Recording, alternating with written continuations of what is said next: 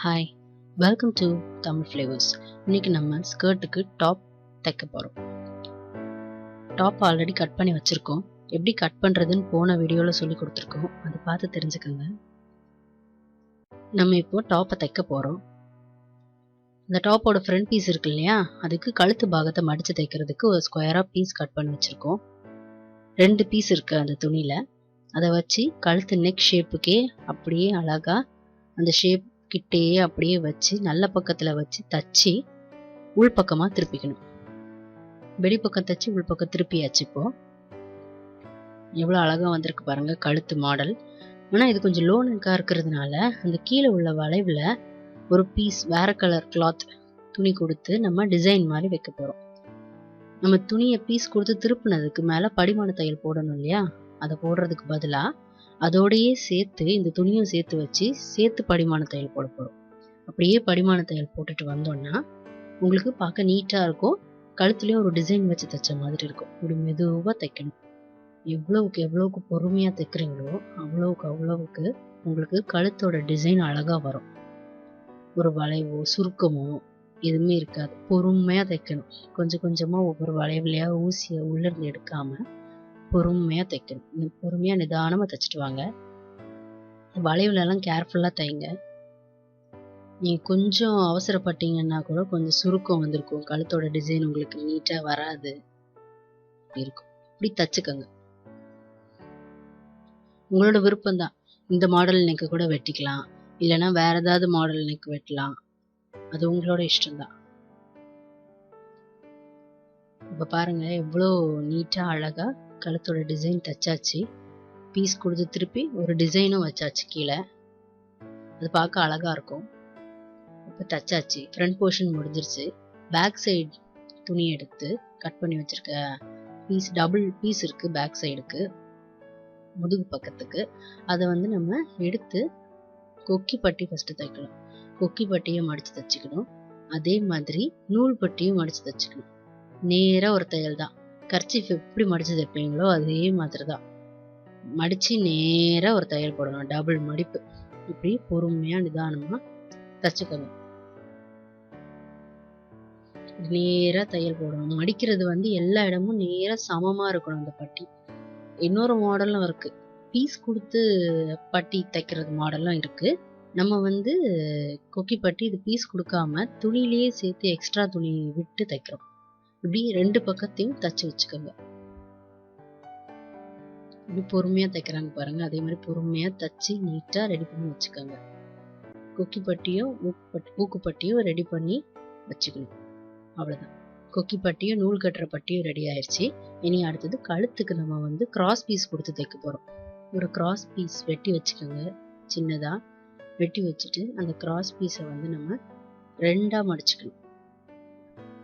அதை அந்த துணிக்கு மேலே வச்சுட்டு 2ஆக மடித்து தைக்கணும்.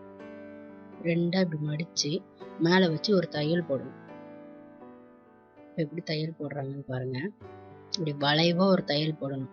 கழுத்து வளைவான கழுத்துனாலே யூ ஷேப் நெக்குனாலே கிராஸ் பீஸ் தான் கொடுக்கணும். இப்படி மடித்து தைச்சிக்கணும். உள்பக்கமாக வெளிப்பக்கமாக வச்சுட்டு உள்பக்கமாக மடிச்சுக்கணும். ரைட் சைட்லேருந்து ராங் சைடுக்கு மடித்து தைக்கிறோம். இது லைனிங் கொடுக்குறாம தைக்கிற மாடல். அதனால தான் நம்ம கழுத்துக்கெல்லாம் பீஸ் கொடுத்து தைக்கிறோம். அப்போதான் கழுத்து பாகம் நல்லா திக்காக பீயாமல் இருக்கும். குழந்தைங்களுக்கு யூஸ் பண்ணும்போது ட்ரெஸ் நல்லா இருக்கும். இப்போ தைச்சாச்சு. இதே மாதிரி இன்னொரு பக்கமும் தைச்சிக்கோங்க. 2 பக்கமும் தைச்சி முடிச்சாச்சு. இப்போ பேக் சைட் ப்ளவுஸ் ரெடி. இனி அடுத்தது நம்ம ஷோல்டர் பாகத்தை சேர்த்து தைக்க போகிறோம். ஃப்ரண்ட் பீஸையும் பேக் பீஸையும் சேர்த்து வச்சு ஷோல்டர் பீஸை அட்டாச் பண்ண போகிறோம். ஃப்ரண்ட் அண்ட் பேக் ரெடி ஆயிடுச்சு பாருங்க. நம்ம இப்போ ஷோல்டரை தச்சிடலாம். ரைட் சைடும் ஒன்றா வச்சு ஒரு தையல் போடணும். அப்போ திருப்பும்போது உங்களுக்கு கரெக்டாக இருக்கும்.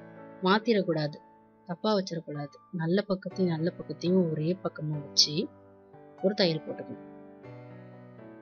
தூக்கி அடிக்கணும். தூக்கி அடிக்க வேண்டிய இடங்களெல்லாம் தூக்கி அடிச்சிங்கன்னா தான் துணி பிரியாமல் இருக்கும், நூல் பிரியாமல் இருக்கும். ரொம்ப நாள் வரும். தூக்கி அடிக்காமல் இருந்து நூல் பிரிஞ்சு வந்துடும். இப்போ தச்சாச்சு. 2 ஷோல்டரையும் அழகாக அட்டாச் பண்ணி வச்சு பாருங்கள். இனி அடுத்தது நம்ம ஸ்லீவ் அட்டாச் பண்ண போகிறோம். ஸ்லீவ் கட் பண்ணி வச்சுருக்கோம். இது வந்து பிசுறு இருந்துச்சுன்னா மடிச்சு தைச்சிக்கலாம். இப்போ மடிச்சு காட்டுறாங்க பார்த்தீங்கன்னா மடிச்சு தைச்சிக்கலாம். இந்த ஸ்லீவும் ஆர்ம் ஹோல் அளவும் ஒரே மாதிரி இருக்கான்னு பார்க்கணும். நம்ம அக்குள் அளவு வெட்டி வச்சிருக்கிறதும் நம்மளோட ஸ்லீவோட அளவும் ஒரே மாதிரி இருக்கான்னு இப்படி அளந்து பார்த்துக்கணும். அளந்தீங்கன்னா உங்களுக்கு தெரியும் ரெண்டும் ஒரே மாதிரி தான் இருக்கு. இப்போ நம்ம இதை அட்டாச் பண்ணிக்கலாம். கரெக்டாக கையில் முன்பாகம் இதுக்கு வரும் அப்படின்றத பார்த்து அட்டாச் பண்ணணும். அந்த அக்காட் போட்டிருக்க இடம் வந்து கரெக்டாக சென்டரில் வரணும். ஷோல்டரில் நம்ம ஒரு தையல் போட்டிருக்கோம் பார்த்தீங்களா, அந்த தையல் இடத்துல கரெக்டாக வரணும். அதே மாதிரி வச்சு அட்டாச் பண்ணணும். நீங்கள் மாற்றிட்டீங்கன்னா அந்த ஃப்ரண்ட்ல ஒரு ஆள் எடுப்போம்ல, அந்த ஆள் எடுக்கிற பக்கம் தான் ஃப்ரண்ட் போர்ஷனுக்கு வரணும். மாற்றி வச்சுட்டிங்கன்னா கை வந்து வித்தியாசமாக இருக்கும் உங்களுக்கு பார்க்குறதுக்கு. கை நீட்டாக இருக்காது. அதிலே கண்டுபிடிச்சிடலாம். இப்படி பொறுமையாக மெதுவாக தைக்கணும். நல்ல எக்ஸ்பீரியன்ஸ் ஆனவங்க தான் கடகடன்னு தைப்பாங்க. இப்போ தைச்சாச்சு, தைச்சு திருப்பியாச்சு. இப்படி நீ வளைவா ஒரு தையல் போட்டு திருப்பிக்க வேண்டியது. கையும் அதே மாதிரி தான் நல்ல பக்கமும் சேர்த்து வச்சு இப்படி திருப்பணும். மாற்றி வச்சிடக்கூடாது. அந்த சைடும் கையை நம்ம இப்போ தைக்க போகிறோம். 2 பக்கமும் கை தைச்சாச்சு. இனி அடுத்தது உடம்பு அட்டாச் பண்ண போகிறோம். பாடி ஷேப் வந்து பிடிக்க போகிறோம். ஷேப் பிடிச்சி கடைசி வரைக்கும் கொண்டு வந்து நிப்பாட்டலாம். நீங்கள் வந்து பாடி ஷேப்பில் ஃபுல்லாக எனக்கு க்ளோஸ் பண்ண வேண்டாம், எனக்கு சைடில் ஒரு ஓப்பன் வேணும் அப்படின்னு நினச்சிங்கன்னா அந்த அக்காட் போட்டிருக்க இடம் வரைக்கும் நீங்கள் தைச்சிட்டு மிச்ச இடத்த பா ஷேப்பில் தைச்சிக்கணும். சுடிதாரில் சைடில் இருக்கும் பார்த்துருக்கீங்களா ஓப்பனில், அதே மாதிரி பா ஷேப்பில் தைச்சிக்கணும். தைச்சி ஓப்பன் விட்டுக்கலாம்.